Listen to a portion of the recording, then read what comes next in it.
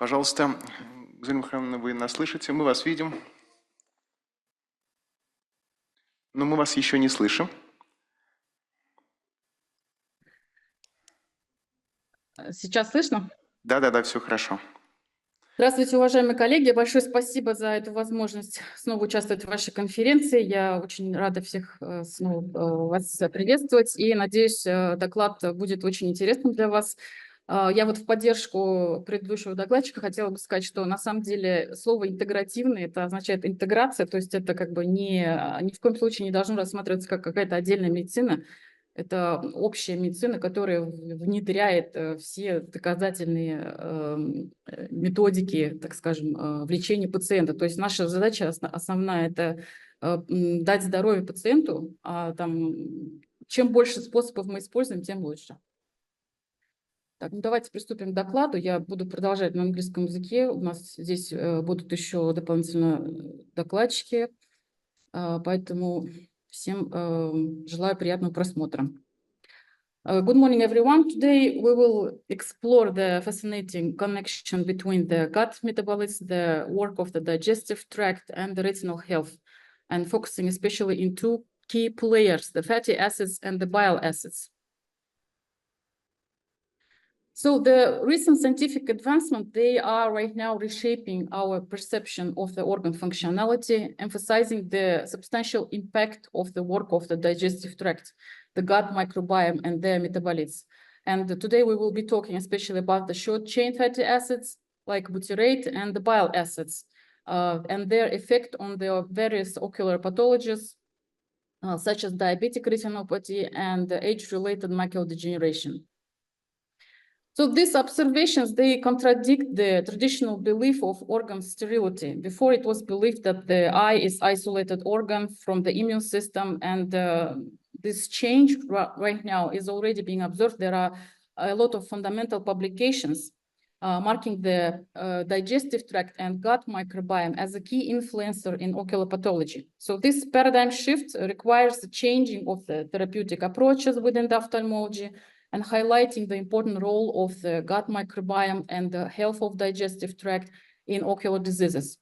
The dynamic nature of the microbiome with the different microbial communities and their metabolites, they coordinate the complex interplay within the gut and extends in the influence of ocular well-being. So very recent study that had been published in Frontier and I think in Nature, they already have a recognition of the complexity of the immune cells population across the ocular compartments. Over a century, the eye was considered as the immune privileged site with the local immune characteristics and systemic modulation of antigen-specific immune responses, with the local properties such as blood-retinal barrier, the secretion of immunosuppressive molecules such as somatostatin, the TGF-beta, and some peripheral mechanisms, such as anterior chamber-associated immune deviation, highlights the eye's very specific protoallergenic status. Those mechanisms, they were thought that they limit the inflammation and prevent the immune-mediated damage and maintain the integrity of the vision. However, recent advances in the imaging and molecular biology, they left to the paradigm shift in understanding ocular immunity. So emerging evidence demonstrates that the eye actually very much integrated in the systemic immune system than previously believed. And immune cells in the eye, they are influenced by the systemic inflammation, and ocular immune response, they have a systemic effect. And retina, for example, is very closely connected to neurodegenerative diseases through the shared immune mechanisms, including microglial activation. So this new vision on the eye health is being revolutionized by the emerging research, shows the intricate connection between the gut health, the digestive tract, and ocular function.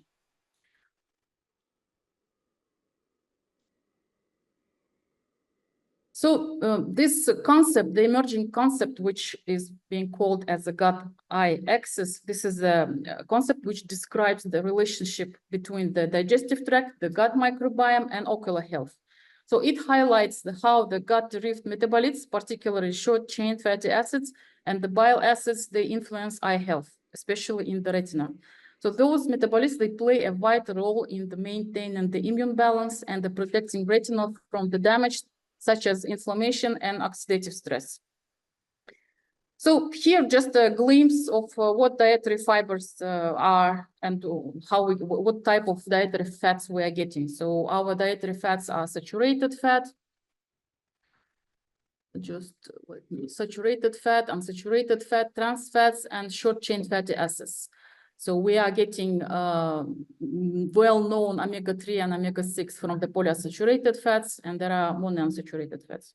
So very undesirable fats in our diet, that would be trans fats and omega-6 fatty acids. So where do we get those from?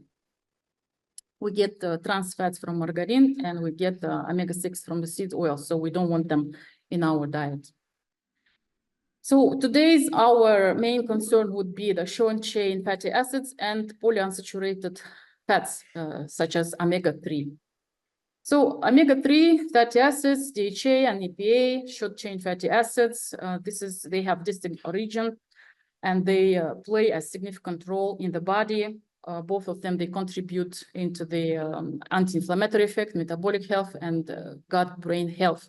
Where do we get the omega-3 from? We get from fatty fish, from algae, and we get short-chain fatty acids.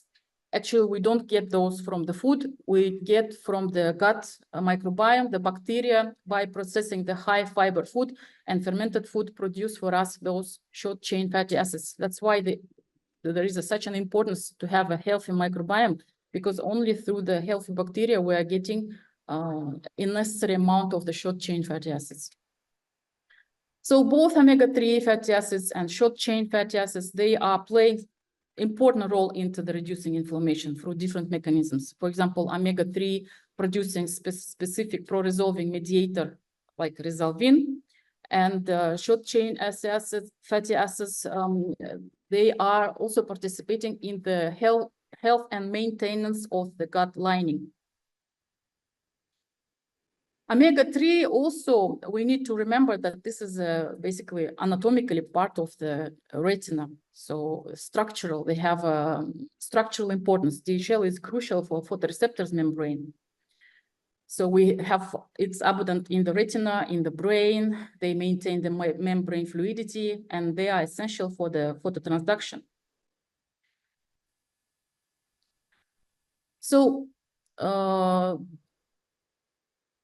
yes, as I said, the DHA is a component of the retinal photoreceptor cells. It participates in the visual signal transduction and protects from the oxidative stress. They both have the omega-3 and short-chain fatty acid. They have anti-inflammatory properties, and now it's widely recognized that the decrease of the short-chain fatty acids and omega-3 play a significant role in the development of such conditions as age-related macular degeneration and the diabetic retinopathy. So let's begin with the short-chain fatty acids. Particularly, our interest is in the butyrate. So we have 3 types of short-chain fatty acids. That would be acetate, propionate, and butyrate. And butyrate has shown the very big potential in the protecting of retinal health. Recent studies demonstrated that it crosses the blood-retinal barrier. It has potent anti-inflammatory properties, and it also protects the retinal barrier integrity. So there are publications available for the butyrate as a therapeutical potential for the diabetic retinopathy in the models of the retinal inflammation and oxygen-induced retinopathy. But also there are very interesting studies that are mentioned here. They report the efficacy of short-chain fatty acids in other diseases, such as Amourose Lebers, for example, but not other than this. The decrease of the short-chain fatty acids were found as the potential pathogenetical mechanisms in such autoimmune diseases as a Vogt-Koyanagi-Harada disease and the Behçet disease. So the transplantation of the feces of the patient with the active Vogt-Koyanagi-Harada disease to the mice resulted in the manifestation of the ocular inflammation. So the translocation of the feces of the ill patient induced the same changes in the healthy mice. So the Behçet syndrome, the Vogt-Koyanagi-Harada disease, they cause uveitis, and this also involves the changes in the gut microbiome. There was a study which recognized that the patients with the Vogt-Koyanagi-Harada disease, they are very much increased with the gram-negative bacteria in their gut, and they're depleted with the butyrate-producing bacteria and lactate-producing bacteria. So omega-3 and short-chain fatty acids, they work together in the complementary mechanisms, and they produce this anti-inflammatory effect, protection of cellular barriers, and also influence of the cellular metabolism. So that's why there is such an important issue, the holistic approach to the retinal care through the diet and the support of the gut health. And now we are coming to the bile acids, which is another crucial class of the metabolites affecting retinal health. And the bile acids, the particular interest we have in tauroursodeoxycholic acid and ursodeoxycholic acid. So those bile acids, they are produced in the liver and they are modified by the gut bacteria. So they have several very important functions for the retina. They are signaling molecules, they have the anti-inflammatory properties, they are neuroprotective compounds. They protect against the photoreceptor degeneration from the retinal inflammation. They prevent the retinal cell death and an amelioration of the diabetic retinopathy. So this is just a brief overview of what are the bile acids and why we need to know about them. So the bile acids, you know, this is the crucial participant of the digestion and absorption of dietary fats and fat-soluble vitamins in the small intestines. They are being produced in the liver from cholesterol. And again, we're coming back to the importance of cholesterol. We now already, all over the world, academia is understanding that the fight with cholesterol is over. There is no need to fight with cholesterol. It's very crucial and important for our health. So when the food enters the digestive tracts, the bile acids, they are secreted into intestines where they help to emulsify fats and make them easier to absorb. So there are key steps in the bile acid metabolism synthesis. They are being synthesized from cholesterol in the liver. And from there, we get the folic acid and desoxyfolic acid. After that, they undergo the conjugation with the glycine and taurine to make them more soluble and more efficient in the fat digestion. After that, they are being secreted to the ileum, and sorry, not to ileum. They are secreted into the bile and stored in the gallbladder. And upon eating, they are being released into the small intestines. So the 95% of the bile acid, they are being recycled. So this is they being absorbed in the small intestines and transported back to the liver. But just small percentage, 5% of the bile acid is being lost, and that's why liver, in fact, continuously produce those bile acids. So the bile acids are necessary for the fat digestion and fat-soluble vitamins. And this is very important because, as we already previously discussed, the retina is full of the DHA, the omega-3 fatty acids, and this is a particularly integral part of the retina. So the bile acids, they work also as a signaling molecules, regulating metabolic processes, for example, glucose metabolism, the energy expenditure, and there are very important signaling receptors such as fructanoid X receptor and TGR5. They are highly present in the retina. So the bile acids also being modified by the gut bacteria. So that's why the synergy of the gut bacteria and the normal work of the gallbladder and the liver is very important to have a healthy retina. So, as I said, the bile acids, they activate the specific receptors, fructanoid X receptor, TGR5, which helps to regulate the inflammation, maintain the retinal barrier integrity. And this is a very important, especially in the treatment of such diseases as the age-related macular degeneration and the diabetic retinopathy. In the last decade, there are more and more studies appear, they propose to prove that the usefulness of the bile acids in the treatment of ocular diseases. And recent studies, they demonstrated the bile acids in the protection of the neurodegenerative diseases, such as retinal detachment, Leber congenital amaurosis, the retinitis pigmentosa, the diabetic retinopathy, choroidal neovascularization, and retinopathy of prematurity. We also did a sequence of studies demonstrating the protective effects of tauroursodeoxycholic acid for the retinal ganglion cells in high glucose exposed retinas and advanced glycation end products exposed retinas. So the mechanism of action of those bile acids is still unclear. However, there are some theories, and one of them is that they are involved in the suppression of the caspase dependent and caspase independent apoptosis. They inhibit the release of the apoptosis-induced factor from the retinal pigment epithelium, and also maybe from photoreceptors and the retinal ganglion cells. So there is a synergetic work of the short-chain fatty acids and the bile acids. They work together to maintain the blood-retinal barrier and protect against the oxidative stress. So the balance of this metabolism is very critical from the prevention of the retinal degenerative diseases. So that's why dysbiosis, the problems with the gut microbiome, and in general, any problems with the digestion will lead to the reduced protection of these short-chain fatty acids and bile acids and contribute to the inflammation and retinal disease progression. So as I said, the last 10 years, our group was making a lot of studies studying the hyperglycemia and the advanced glycation end products exposure for the retinal ganglion cells.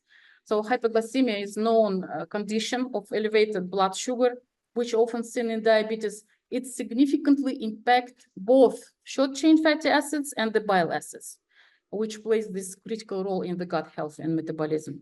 And we found out that even a very low advanced glycation end products concentration increased the neuronal apoptosis in retinal neurons and reduced the burden of regenerated neurons. So advanced glycation end products, they activate the transcription factor NF-kappa B, specificity protein SP1 in the retinal neurons. They enhance the receptor for advanced glycation end products gene expression in retinal neurons by activating those pro-inflammatory cytokines and causing the inflammation. But other than this, the advanced glycation end products, they start the caspase dependent and caspase independent pathways. So this is a significant inflammation maybe caused by the hyperglycemia and advanced glycation end products. And ursodeoxycholic acid showed not only a significant advantage in the regeneration of the retinal ganglion cells, but even in the optic nerve crash model, it shows the very big impact on the regeneration of the retinal ganglion cells, which was significant. So we had a sequence of the studies where we used the ursodeoxycholic acid and the neurotrophin-4 for the regeneration of the retinal ganglion cells. And it was even in a very high concentrated advanced glycation end products media, it was helping significantly for the protection of retinal ganglion cells. So age's accumulation from hypoglycemia, it creates the feedback loop that impacts the gut health. It reduces the short-chain fatty acid production and disrupts the bile acid metabolism. And all those leads to the inflammation, insulin resistance, and further the advanced glycation products formation. And the synergy of those effects, they even more increase the hyperglycemia and accelerate the development of metabolic and chronic diseases. So that's why maintaining of the blood glucose levels, supporting the gut health, and incorporating dietary strategies to limit the advanced glycation end product formation, it's very much important and crucial for the mitigating these effects. So nowadays, it's being recognized that this disruption of neuroimmune interactions in diabetes leads to the microglial activation. This is referring back to the thinking that the eye is a very much isolated organ. It's not isolated, absolutely not. So through the direct contact, the microglia regulates the capillary constriction, and vasoregulation will be disrupted in diabetes. So now it's already proven that the neuronal changes happens at the beginning, and then vascular changes happens in the diabetic retinopathy. So this is a hypothetical scheme of the pathogenesis of the diabetic retinopathy. So metabolic changes such as hyperglycemia, dyslipidemia, insulin resistance, they result in the glial dysfunction, which induce inflammation, aberrant signaling of trophic factors, and metabolic dysregulation. All those leading to the loss of the retinal ganglion cells. Advanced glycation end products accumulation is a critical trigger to induce the inflammation in diabetic retinas. So in general, hyperglycemia disrupts the short-chain fatty acids production, bile acid metabolism, alter the gut microbiome composition, impair the gut bacterial function, the lining of the mucus become less, the gut barrier becomes interrupted also, and this disruption will increase the systemic inflammation, and it will increase the insulin resistance. And this creates the loop with increase the glucose and decrease the lipid metabolism. This is a cycle that worsens hyperglycemia and all associate the health risks. So there is a crosstalk of fatty acids metabolism and bile acid metabolism. They both interact with the nuclear receptor as a carcinoid X receptor. They regulate lipid metabolism and inflammation in the retina. And the impact of the dysregulation is the altered bile acid level contributes to the retinal inflammation and vascular dysfunction. So the more problems with the liver and bile we have, the more problems we will have the retinal inflammation. Impaired fatty acid oxidation will lead to the lipid accumulation and the retinal degeneration. So this lipid accumulation will trigger the release of the pro-inflammatory cytokines such as TNF-alpha, the IL-6 and IL-1 beta. All those cytokines, they will contribute to the retinal inflammation, promoting the cycle of the tissue damage. And this increase of the oxidized fatty acids will also increase more production of the reactive oxygen species, which will increase inflammation even more and vascular dysfunction in the retina. And this regulated fatty acid metabolism activates the pro-inflammatory cytokines, such as NF-kappa B, a key transcriptor factor that regulates the inflammatory response. So this will also enhance the inflammation in the retina.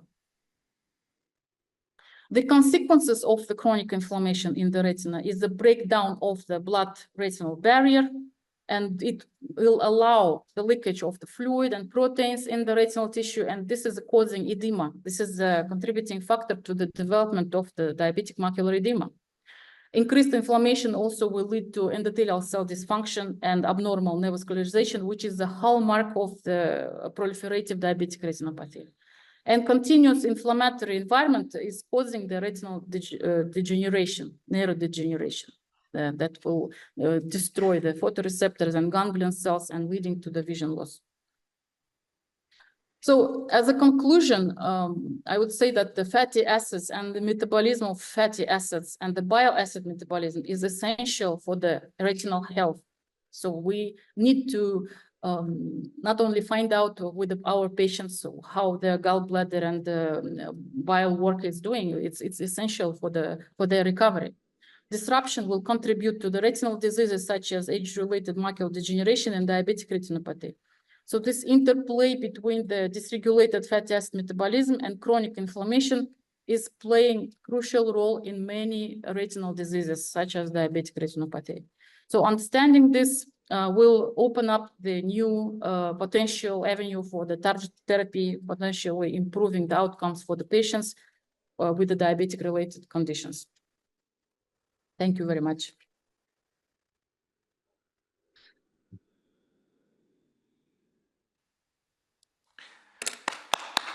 Спасибо большое, Гузель Михайловна. На самом деле вы затронули очень, наверное, интересную тему, потому что вы открыли такой ящик Пандоры, в котором, по крайней мере, традиционное видение вопроса лечения ретинальных заболеваний или, возможно, даже других офтальмологических заболеваний встает несколько на другой, на второй план, тогда, как надо лечить коморбидные состояния. У меня такой встречный вопрос. Как вы думаете, Гузель Михайловна, вот ургентное лечение коморбидных состояний, то при той же самой, допустим, диабетической ретинопатии или у больных с сахарным диабетом, удаление желчного пузыря хирургическое, когда очень активно сейчас много используют хирурги, вместо того, чтобы лечить болезнь, просто удаляют желчный пузырь, или применение большим количеством антибиотиков и так далее, которые убивают микробиом кишечника, может повлиять на прогрессирование и течение сахарного диабета и вызванных, конечно, этим заболеванием осложнения со стороны глаза? Или все-таки это достаточно отдаленные сроки необходимы для того, чтобы наступили такие изменения? И как вы оцениваете роль микробиома кишечника в данном случае и возможность его восстановления в лечении, то есть традиционное лечение, допустим, той же самой диабетической ретинопатии? Нет, влияние, конечно же, есть, и это обязательно нужно учитывать. Вот поэтому офтальмологам нам нужно не забывать о том, что все-таки орган зрения – это часть общей системы, и поэтому необходимо тоже задавать такие вопросы, есть ли сопутствующие заболевания желудочно-кишечного тракта, потому что удаление желчного пузыря, естественно, оно ухудшит значительно метаболизм жирных кислот, и, как правило, нужно хотя бы спрашивать, есть ли у них какая-то заместительная терапия. То есть таким пациентам с удаленным желчным пузырем, потому что они не могут накапливать эту желчь, им необходимо проводить заместительную терапию желчными кислотами, минимально, хотя бы там урсофальк пить, например. И микробиота тоже, конечно же, она влияет. Ну, то есть здесь нельзя сказать, что нужно остро там лечить, но нужно совместно заниматься и совместно хотя бы узнавать, что там человек получает какое-то лечение, сопровождение восстановления микробиоты после курса антибиотиков, то есть он получает пробиотики, например, и какие пробиотики он получает. Потому что сейчас с возрастом становится известно, что мы с течением времени ухудшается состояние именно бифидобактерий, да, то есть количество бифидобактерий уменьшается, и продолжительность жизни, она, кстати, коррелирует именно с количеством бифидобактерий. Чем меньше бифидобактерий, тем меньше у нас продолжительность жизни будет. Поэтому такие вещи, они должны идти рука об руку при лечении диабетической ретинопатии, то есть мы должны спрашивать и уточнять, там, человек проводит какие-то мероприятия для улучшения работы своего желчного или желчного пузыря или нет, и что там с его микробиомом происходит. Потому что, как правило, большая часть пациентов, они не просто не задумываются, они даже не пытаются диету корректировать, то есть они там какие-то лазерные лечения проводят, и капельки вроде капают, а продолжает он там жарить, например, на том же самом подсолнечном масле каком-нибудь, или там еще хуже там, и кушать углеводы, например, бесконечно, да, то есть такие вещи должны учитываться. То есть для пациента с такими серьезными заболеваниями, которые уже проходят лечение от диабета, это, я считаю, преступление, да, то есть не обращать внимания на то, чем он питается и в каком состоянии его желудочно-кишечный тракт. Спасибо большое, Гузель Мухарамовна.